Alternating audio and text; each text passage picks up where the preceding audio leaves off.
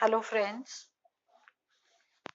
we have already made a small understanding of the power of music.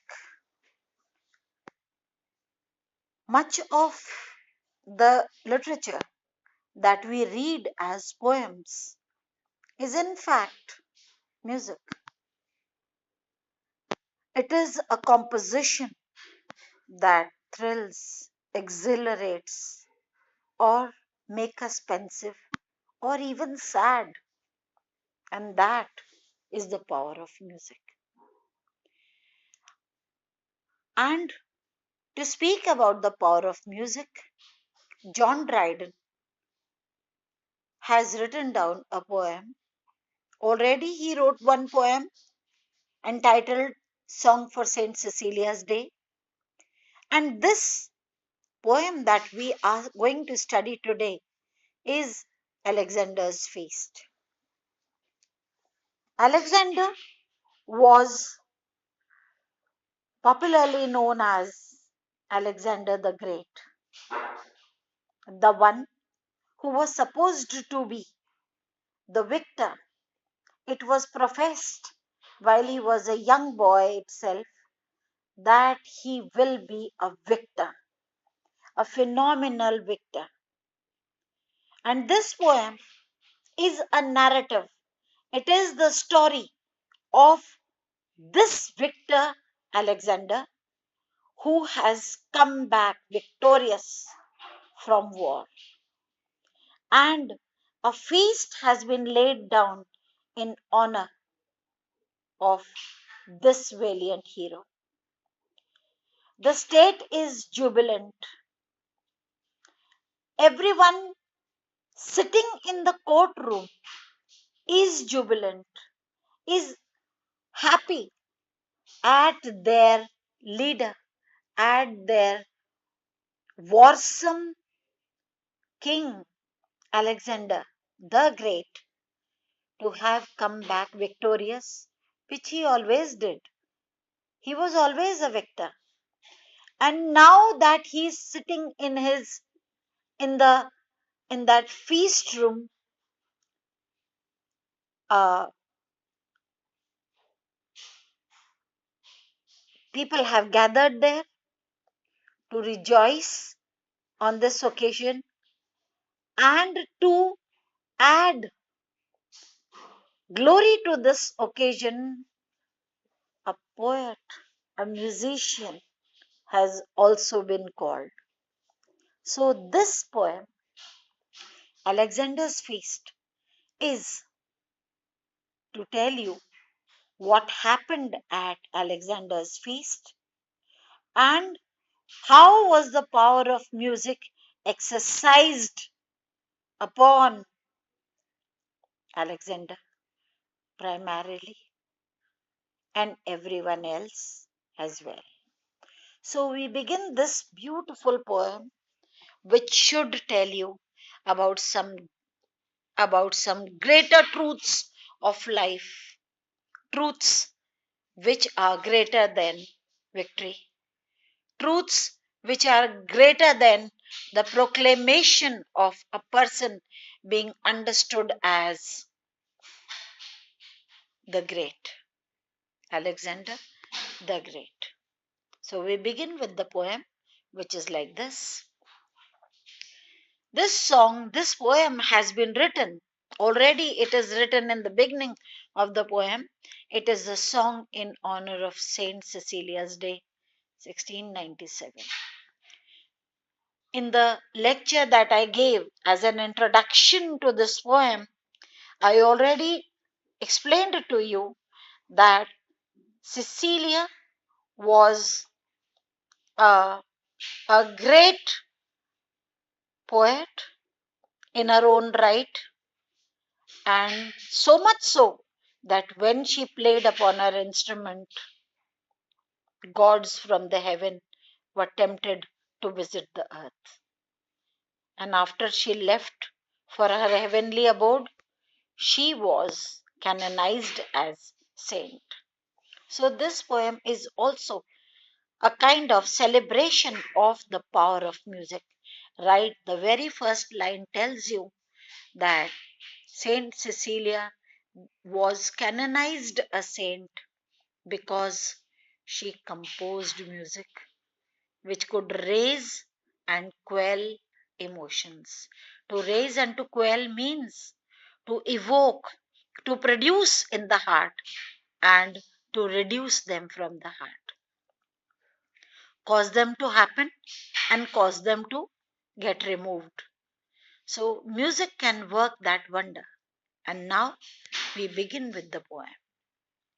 It was at the royal feast for Persia won by Philip's warlike son.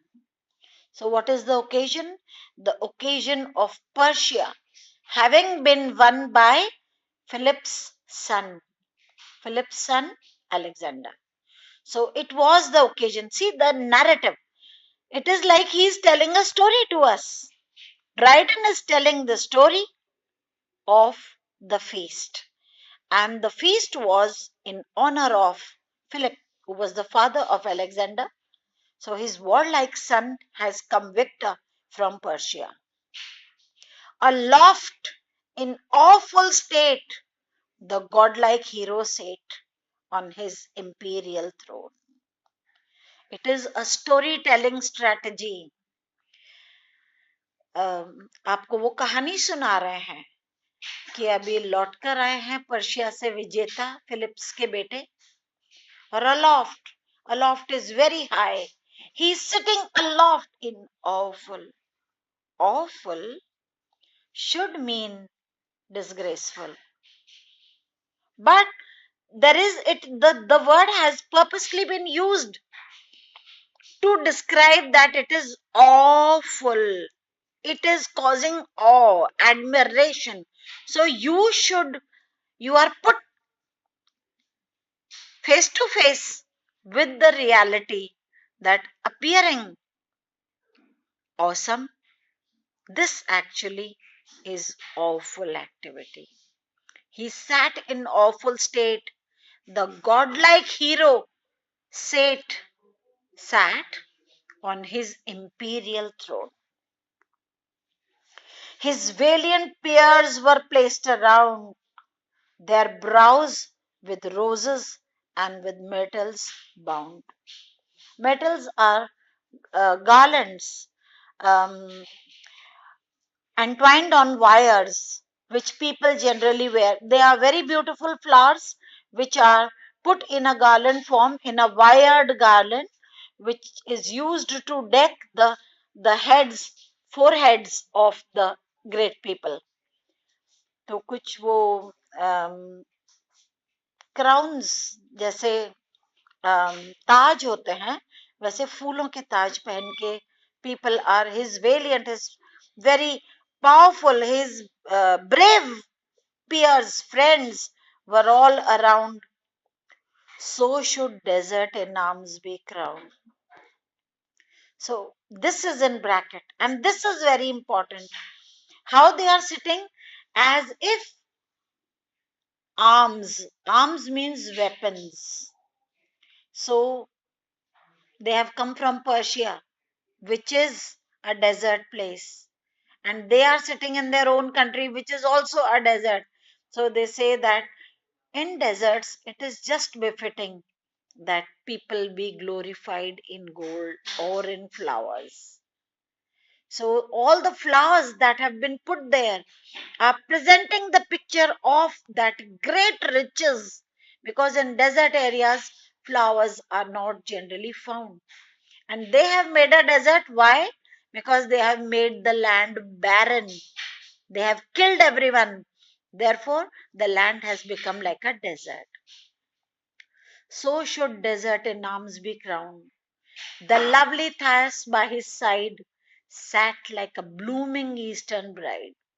So the narrative begins, the story begins by first describing Philip's son, that is Alexander, and then comes the description of his bride, Alexander's bride by the name Thais, who is sitting by his side, and she is like a blooming eastern bride. a fair woman sitting next to the godlike Alexander. So, what is beautiful about this? See the fourth line of the poem. Alexander has been described as godlike hero, and Thais has been described as blooming eastern bride, a as if like a star from the east, in flower of youth and beauty's pride. Happy, happy, happy pair. None but the brave, none but the brave, none but the brave deserves the fair. Now, here these are very beautiful lines, and let us see what is beautiful about them. There is a repetition. He uses happy, happy, happy pair. Thrice he repeats happy to stress the fact that the happiness which the couple is experiencing is like of the seventh world.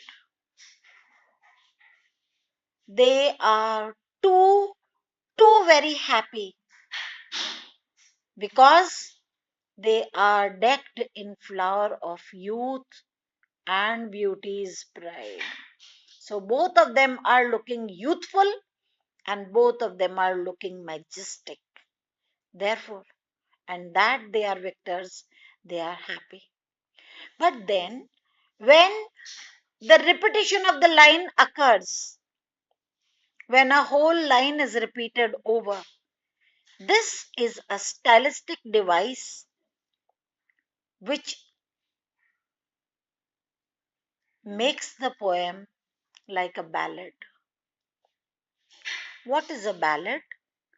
A ballad is a poem that sings the glorious exploits of someone. Exploits doesn't mean exploitation. Exploit means works of great wonder and glory. आपने सुना होगा, खूब लड़ी मर्दानी वो तो झांसी वाली रानी थी, खूब लड़ी मर्दानी वो तो झांसी वाली रानी थी. ये लाइन के रिपीट होने से इसके अंदर एक गुण आ जाता है जो बताता है कि पोएम का फोकस किस चीज पर है, कि वो लड़ी थी, खूब लड़ी, जब आदमियों ने छोड़ दिया था पीछा, वो लड़ी और वो मर्द थी, शी वॉज मर्दानी. तो whenever you see in a poem, if certain lines are repeated, that means there is a special focus upon that concept. And what is the special focus? That no one but the brave, no one but the brave, no one but the brave deserves the fair. Not only is the repetitive device used here, but also there is a double meaning on fair. Fair means beautiful lady. Fair means when people gather in like a market like condition, a temporary market like condition, that is fair. But the very important meaning of fair is good, of a high quality. So the best thing should be given only to the one who is brave. Look at the first line of this page, of this part of the poem. Flower of youth. This flower of youth is brave, and beauty's pride is the fair. So the poet has perforce used, has particularly used youth and pride, he says in the first line of this part of the poem, and then he says brave and fair. So the youth is brave and the beautiful woman, the beautiful bride is the fair.